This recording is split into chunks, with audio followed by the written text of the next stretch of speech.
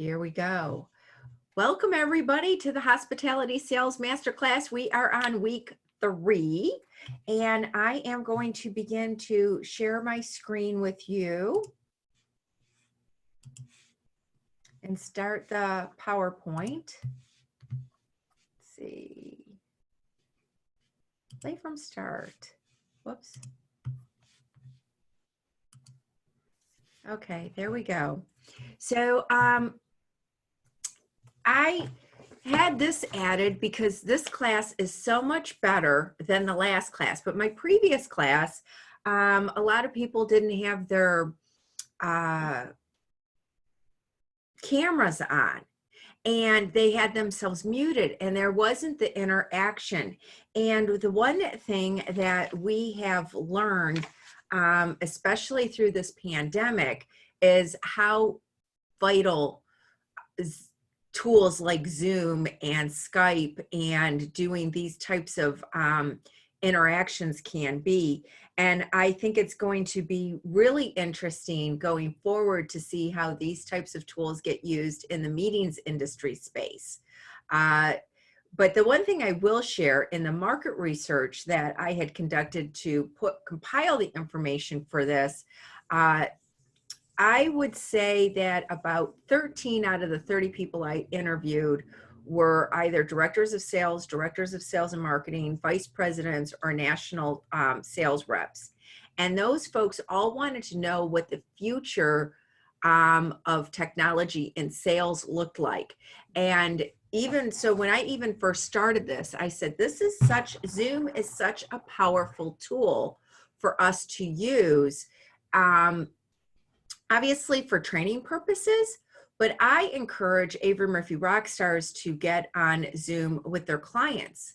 If you can't go have coffee with somebody, you can, send them a Starbucks card and have a virtual coffee, or, order luncheon and have a virtual lunch.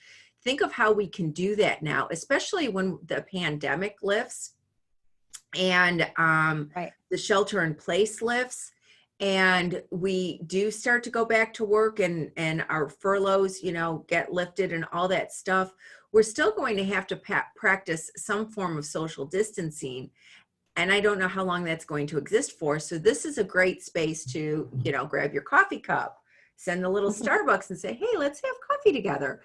And you get to actually see one another. I don't think, I'd like to also talk, because yesterday I had a coaching call with my coach, and I had a team impact call with the Avery Murphy Rockstars.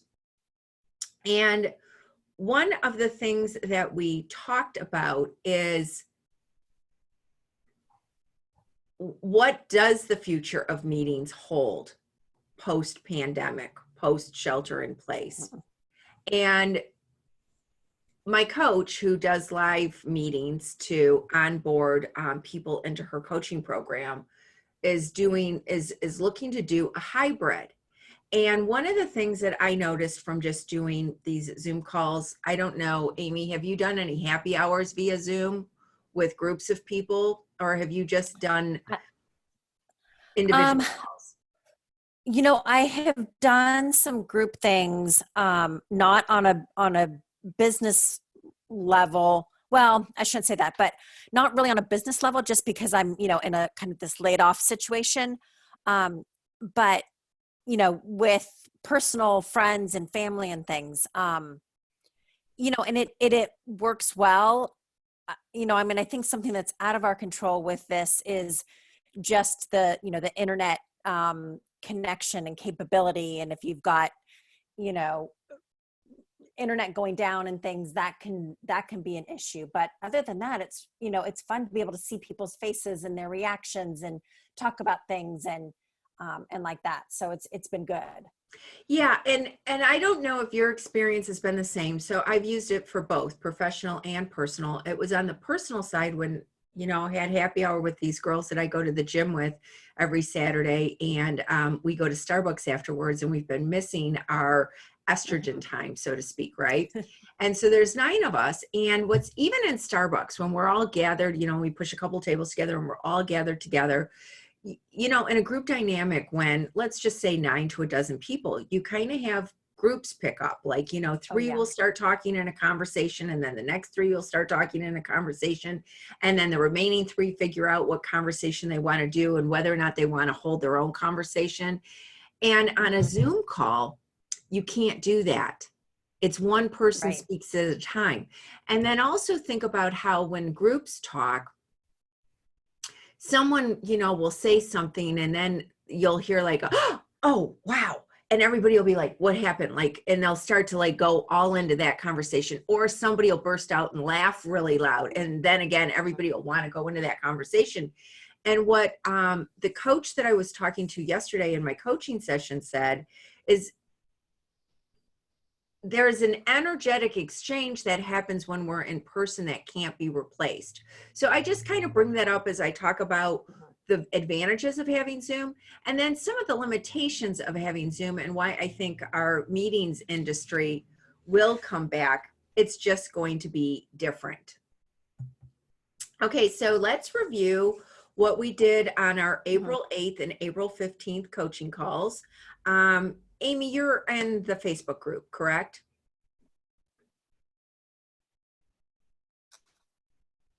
Yes, I am. Okay, good. And we took a deep dive on the site selection professional mindset and how it is, how we ramp up into our business. And then right now we'll be ramping up again after this pandemic. We've also had two sets of calls to site selection professionals. How are your calls going, Amy? They're going okay. They were not as plentiful this week as they sort of were last week. But you know, I'm plugging away at them. Okay, good. And then we said to read the RFP 3 times. One of the things that I shared, and the whole point of the Hospitality Sales Masterclass for sales professionals like yourselves, is that you want to learn how to stand out to third parties. And taking a deep dive into our mindset is one thing, but also what are our largest frustrations, fears, and concerns. And our largest frustration with hospitality sales professionals in particular is that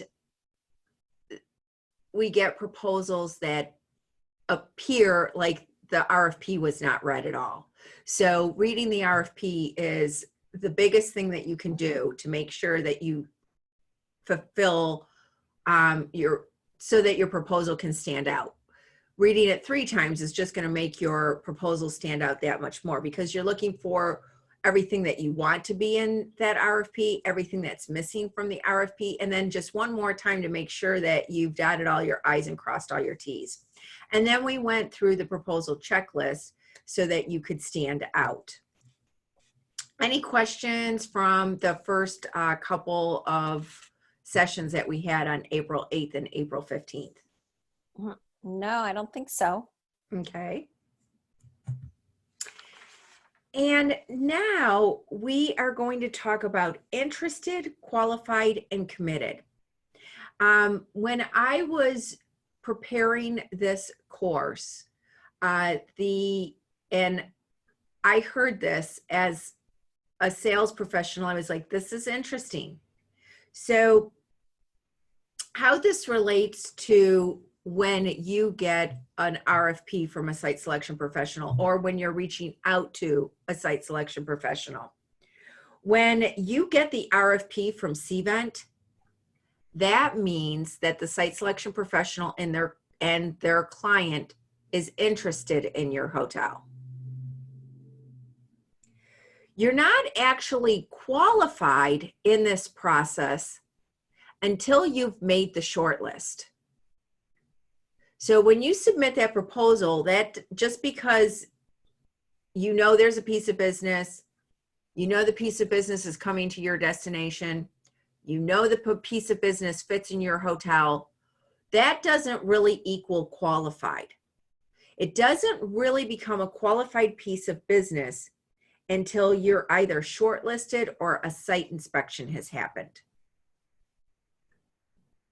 And then committed in this case is a contract request. So one of the things that I've had happen that kind of takes, I'm going to go back to when we were on the webinar together and how to stand out, and how to email and follow up on RFPs. And hotel sales professionals would reach out to me and they'd start selling, not just like, hey, did you get my proposal? Or, hey, did you, an email or a voicemail, did you get my proposal? And once they got a hold of me, they're like, okay, now my hotel is the best fit because of blah, blah, blah, blah, blah, blah, blah, blah, blah, blah, blah, blah, blah. And I don't even have a short list from my client yet. So I'm not really, the site selection professional isn't really the person that you start selling to. How you sell to them is you want to ask, okay, have you presented the search results to your client yet? When are you going to follow up with your client to see when they have a short list? Have you worked with this client before? If you've worked with this client before, can you tell from the search results that you've put together, will my hotel make the short list? And if not, is there something I can do at this time to increase my likelihood?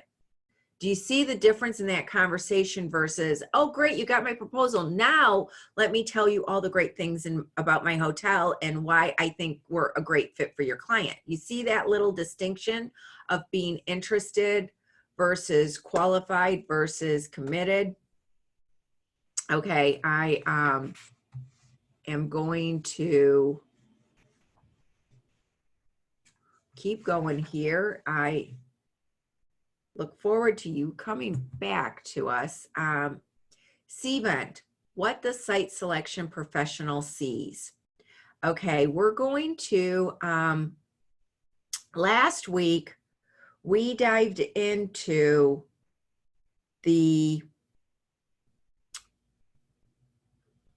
Cvent and we looked behind the scenes to see what the site selection professional sees.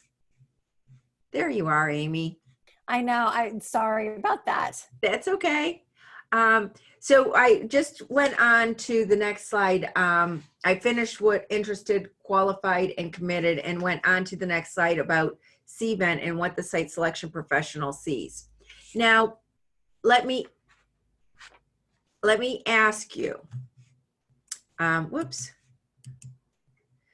Amy, do you want to, as we know, adult learning is repetition, repetition, repetition. So would you like to see behind the scenes again this week and see what I see in Cvent? Or do you want to jump into the next step? And before I do that, let me just take a moment when I talk about adult learning and repetition. There's a sales book, another sales book that I reference called The Ultimate Sales Machine by Chet Holmes. If you haven't read it, it's a really great professional read for anybody in the sales, in the selling space. And Chet Holmes talks, if I'm not mistaken, I believe he was a martial arts fan and practitioner. That's the word I want. He was a martial arts practitioner. And he said, it's not about doing 4,000 moves. It's about doing a handful of moves 4,000 times. So I really, I think that's worth repeating. Mm-hmm. It's not about doing 4,000 moves. Rather, it's about doing a handful of moves 4,000 times. And Amy, since you are here today, I'm going to respect your time and ask, do you want to go behind the scenes and see what it is that we see in Cvent again? Or do you want to move forward to what we do with that information? Oh gosh, that's a good question, because being able to see the behind the scenes is such a incredible opportunity.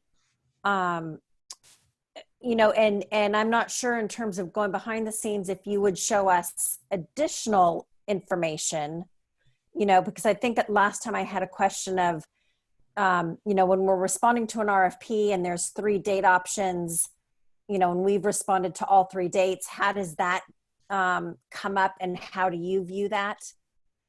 So, maybe a little bit more in depth behind the scenes if possible. So you know what? I'm not going to go more in depth, but what I will do is I want to find the search results that relate to the, I want to find the RFP that relates to the search results.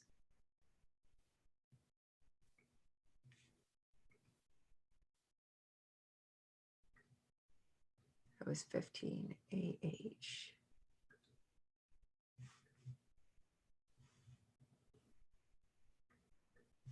Let me go.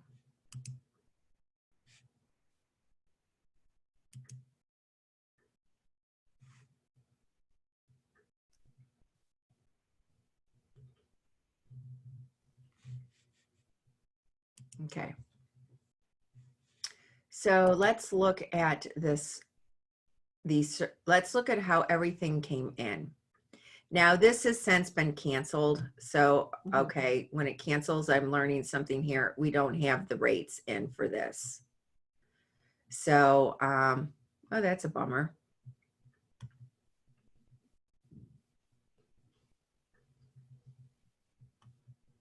Okay. Let me go to,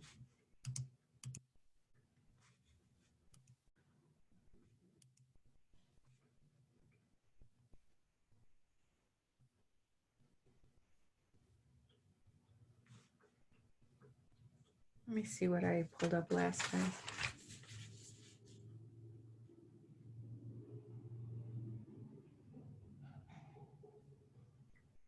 Okay. So this one I pulled up last time because we did a large search for this one. And that's a question that comes out. Why do you guys do such large searches? So this was a piece of business that look at all of these turndowns that we received. That one was withdrawn. This is after it's been awarded.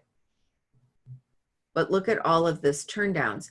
And when we get a piece of business, and this piece of business is not that ugly of a baby. Let's actually go into the RFP details for you to see.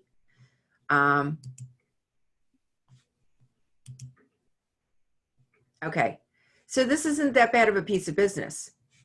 90 rooms on peak, a pretty flat pattern, not a ton of meeting space, general session, vendor exhibitor area. There's food and beverage with it.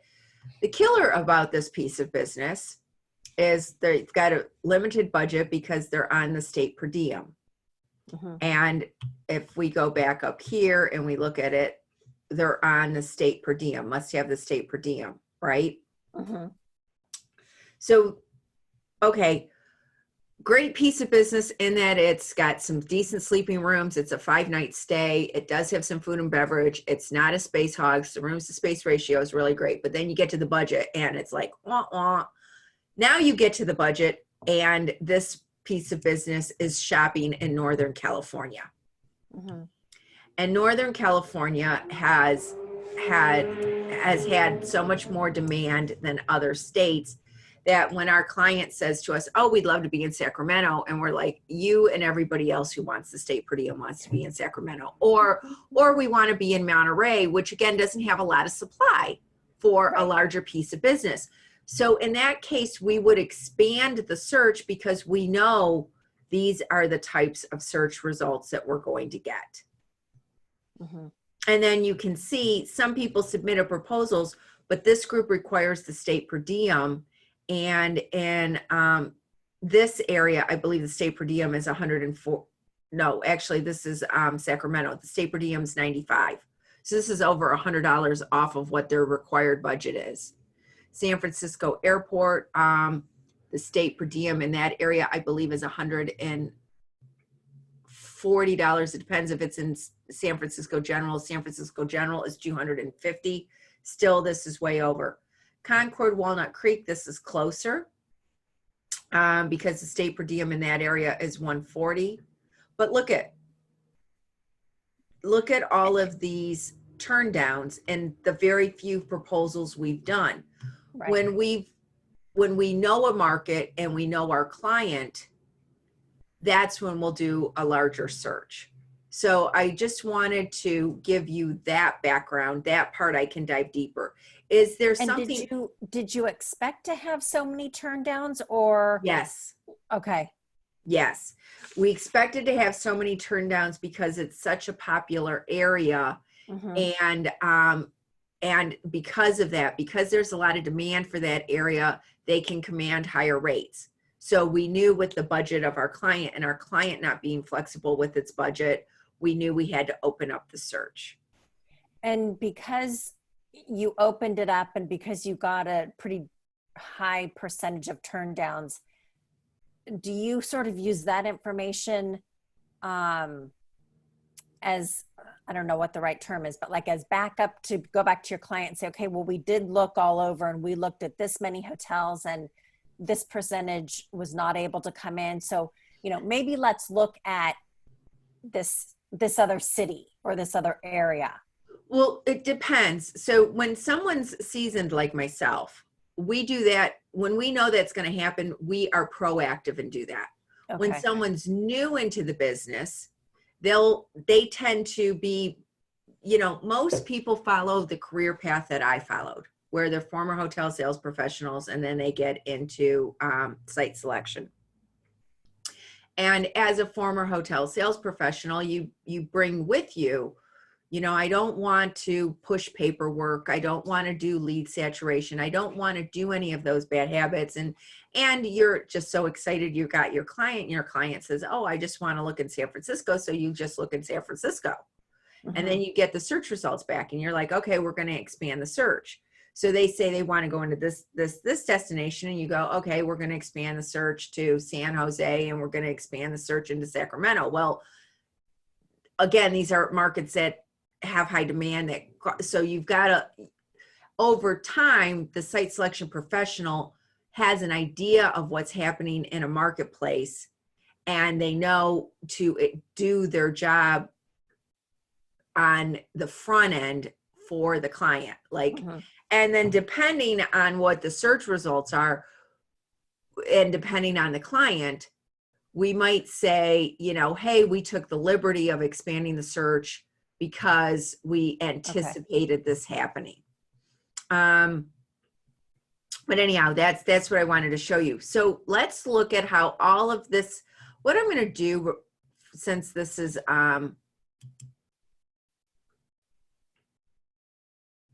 this is the information that comes back to us, right? You complete screens that look like this, right? This is how the information comes back to us. What we get the opportunity to do, go back into, let's close this. What we get the opportunity to do is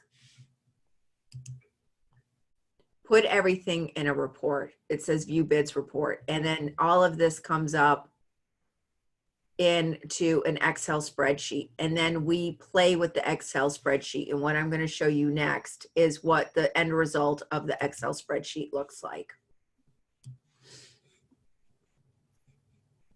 So this particular piece of business canceled.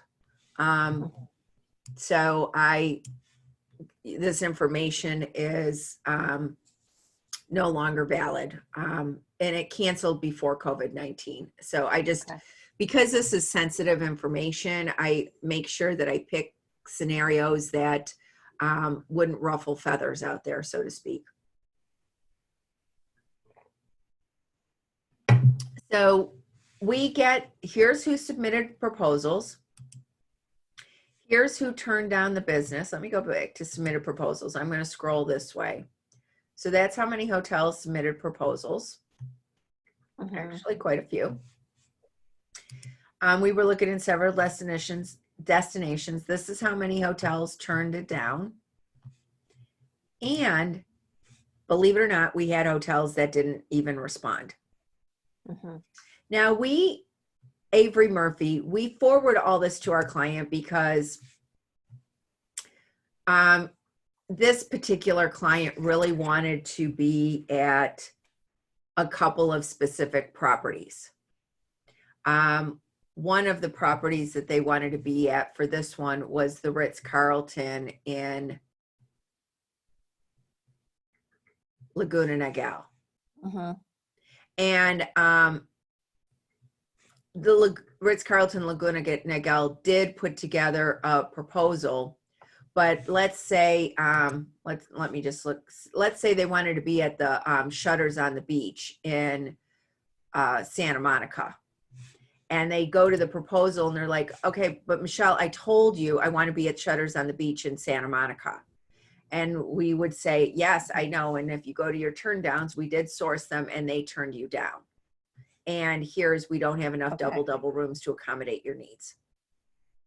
So in this case, I can say, unless you are going to change how you invite your attendees, it's physically impossible for this hotel to accommodate you. Okay. This hotel, Paseo, they can't do it because it spikes their Saturday night. Okay. And that comment section, where does that get pulled from the RFP?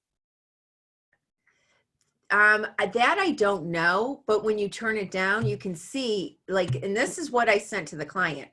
So, hi, Michelle, thanks for your inquiry. We have 12 rooms at the hotel with 2 beds. So they can't do it because they don't have the doubles.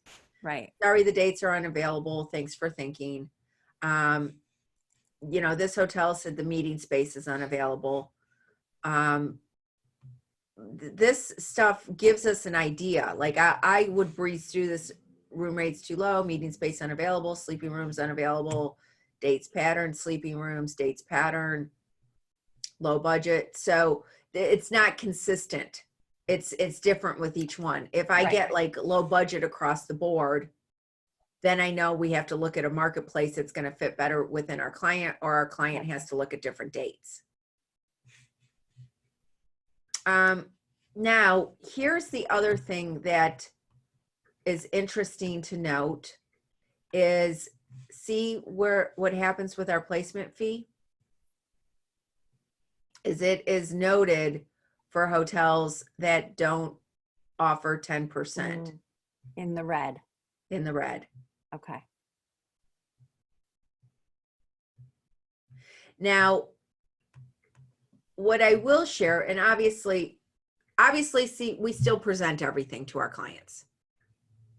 And we're transparent with our clients on how we're compensated. I would say most site selection professionals are transparent with how they are compensated.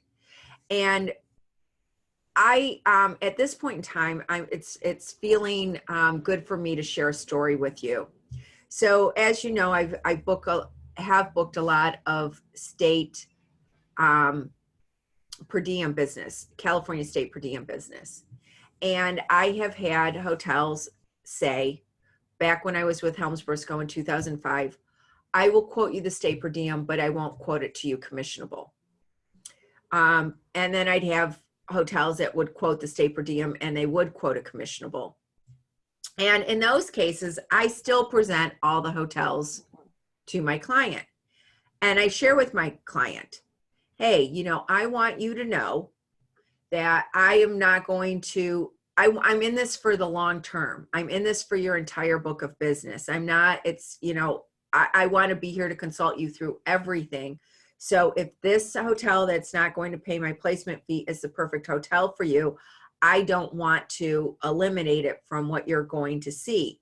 And in my fortunate case, my clients have always said to me, I know how you're compensated. I value your service. I'm going to pick a hotel that is going to pay your placement fee. So we do have clients that see this and say the same thing. There are enough hotels here, Michelle, for me to select from that are at your full placement fee that I can look at those and I don't have to consider hotels that aren't paying your full placement fee. I just want to share that with hoteliers out there that are subject to this challenge because of their management company or the flag that they fly. So scroll down. Now this is the concessions that we request, and we put it up here. These are the concessions that the hotel has offered. So one thing that would be helpful is to copy this and then put yes, no, we can't do this, but we could do this, because it follows it most, like the Langham. Right. Follows. Like there's very little that this doesn't follow. Like it goes like right along. And then rather than say no, they just left off the things that they weren't doing. That makes me feel good, because that's a lot of times what I would do if there was this list of concessions. You know, I'd cut and paste it and then say exactly what you said. Yes, I can do this. You know, I can't do this for parking, but I can do this. Correct. That's the best way to go. And then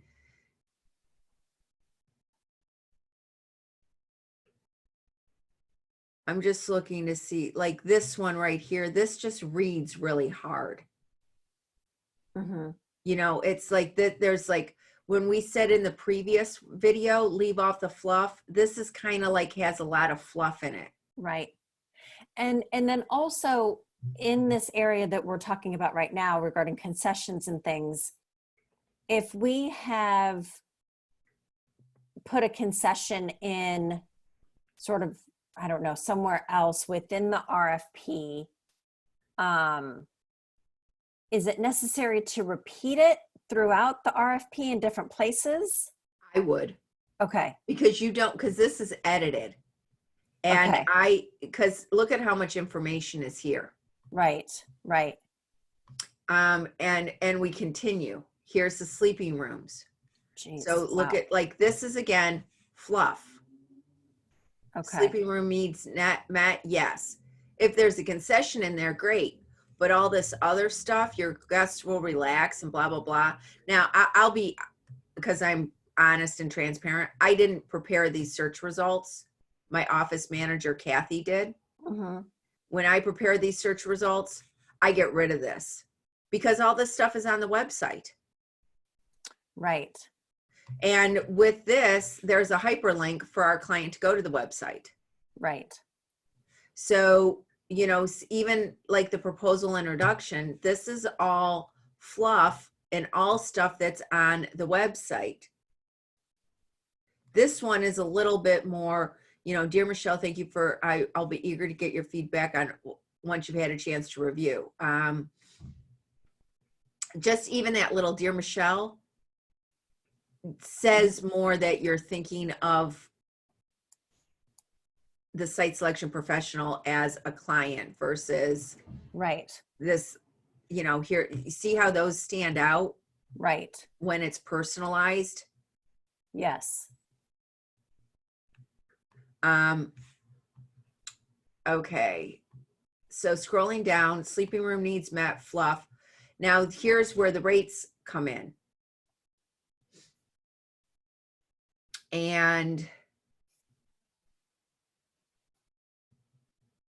you can see this is a pretty tight search because they had a specific type of property that they needed to be at. It was a higher end. So you can see the pricing is fairly similar. But there are some shorter, there are some deals. And just for interesting information, the hotels that got shortlisted for this particular piece of business, because we did do site inspections and this did get shortlisted, ended up being the Hyatt Huntington Beach, the Monarch Beach Resort, and Terranea. And they wanted to be, because we had just started working together, they wanted to be, and were already in conversations with the Ritz-Carlton Laguna Niguel. They had been to Terranea before, and they had been to the Barnard Beach before. So they were in the habit of going back to where they've always gone. And after the site inspections, they ended up choosing the Hyatt Regency.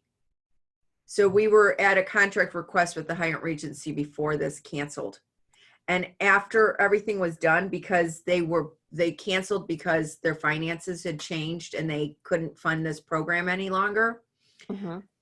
As much as they wanted Monarch Beach, Ritz-Carlton, Laguna Niguel, Terranea, at the end of the day, when they saw the Huntington Beach, they're like, it's good enough. We're going to be more value driven. And in this case, it's not just value, it's price. And the Hyatt Huntington Beach isn't as luxurious a resort, but it's right on the ocean. So the site inspection made the difference. When they could see that they were right on the ocean, it made a huge difference. So, and okay. Let's continue down.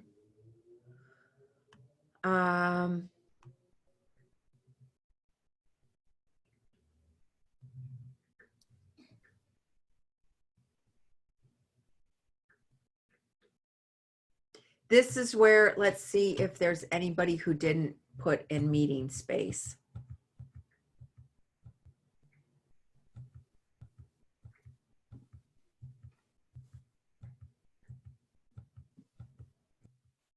Okay, this is an excellent group.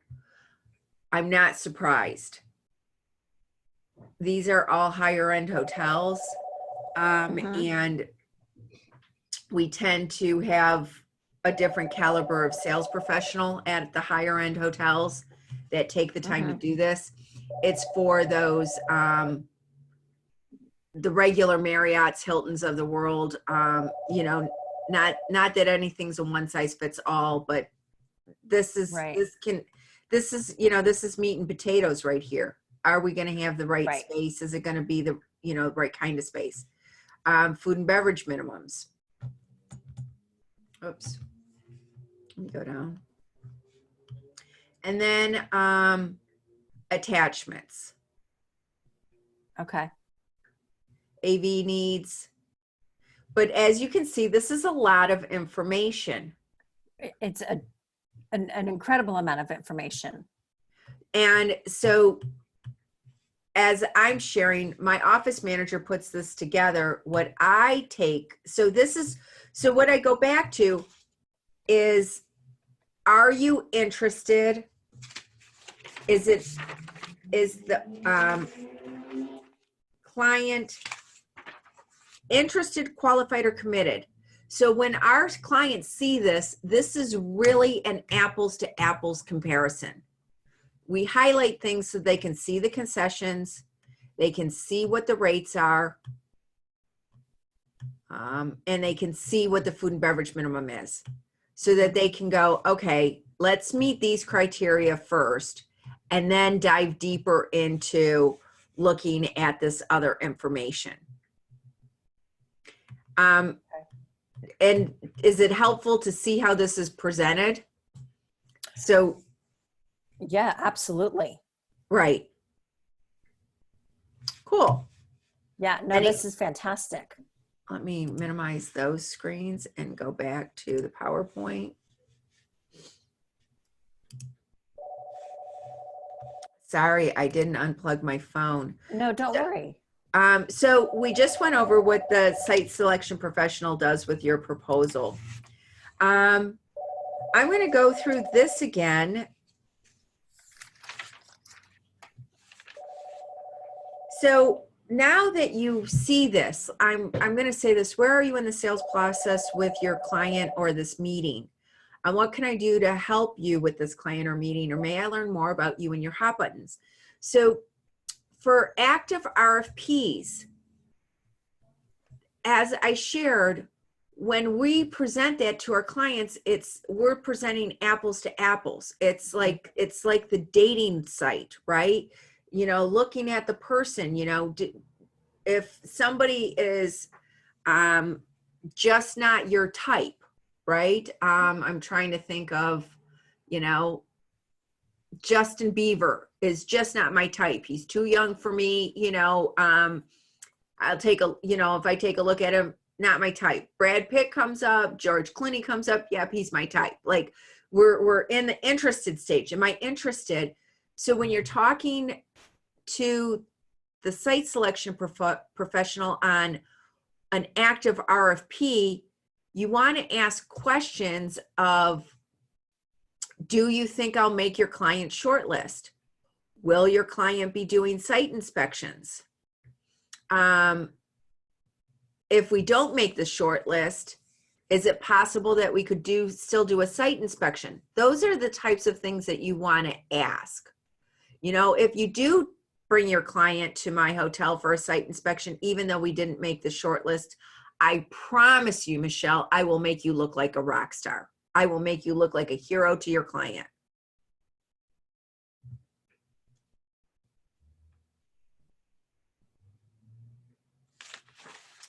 And, oops, I lost you again, Amy. There you are. Okay. And then email subject lines without an RFP. I'm back. You're back. Help needed, please. I would love to work with you again. May I learn more about you and your hot buttons? Especially coming out of COVID-19, I should probably update this. May I learn more about you and how your business is doing, with the shelter in place being lifted? Like, how did you do with the shelter in place? Like, ask questions that get to know them, that you get to know them specifically and make it sensitive to what's happening at this time. Okay, we're back to homework. We're going to do some more homework. I'm not going to read through this because you've been doing so good. I think you've got it. Do you have any questions with regard to the homework, Amy? No, I think, I think the questions are easy for the site selection professional to answer. As you've mentioned, they're generic enough that we're not asking who their client is and, what meetings are you planning and things like that. So I think it's good. Good. And how many have you been able to connect with? Last call you said you had connected with 3. How many have you connected with? And I think it's a total of 5. And I have, I've reached out to another one and asked, can we connect in the next couple days? So I'm waiting to hear from her. And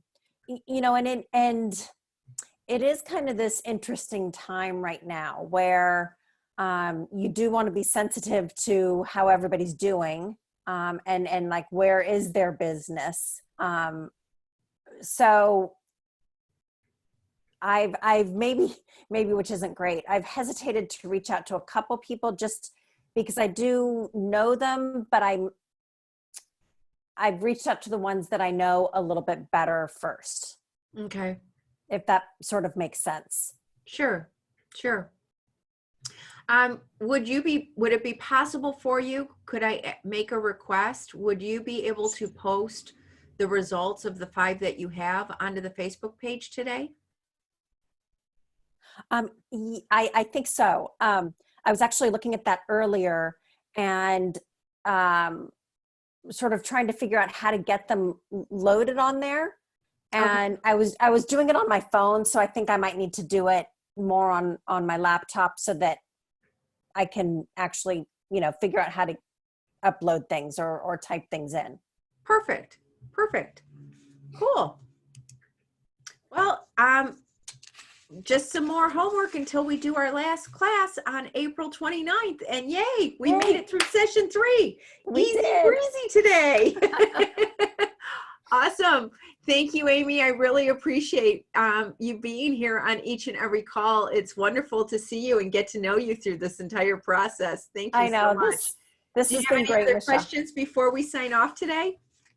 No, I think we're good. It was another informative class. So thank you so much. You're very welcome. Thank you. Have a great rest Thanks. of the day. Okay, take care. Bye. Bye.